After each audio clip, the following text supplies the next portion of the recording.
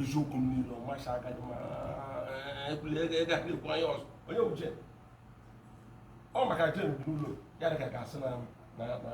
ahụrụ jen n'anya ma ọ na-elele jen n'anya ke ntị m agwa ọwụsọ nwere onye ọbụla nọ n'ugbo nwere mkpụrụ obi m were ọtara were na gbachie ekirikiri were tinye n'ikiri gbachie ya jiri ya n'aka onye ọbụla enwe ha na onye ọzọ m hụrụ n'anya n'ụlọ na karịa ọtụ nsogbu n'anya onye ji nwayọ onye ji ngwachi m ajụrụla ọdịda ahụ mgbe ụfọdụ mgbe niile ịgafewe eweta m si aka anya mkpọ nwa anya nwa afa eweta m si m si n'elu otu m legide lere anya n'okwu ọdịda ahụ ka ụmụ nchọ nchọ ndị ego m na-enye si nye ngwa were jiri ike were ka elegide onwe ya ọdịda ahụ afọ nke ahụ ọsọsọ nke ime n'ego bịa na-asa m isi na-asa m nọ were ncha na-asa m isi ọnụ ụsọ ga-anụ were nnọọ ncha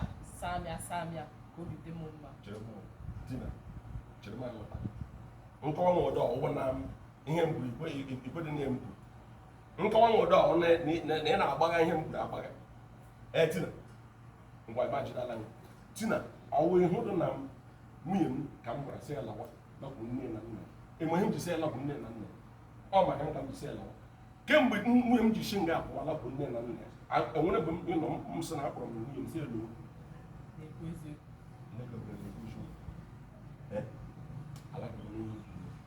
Ele meu cujo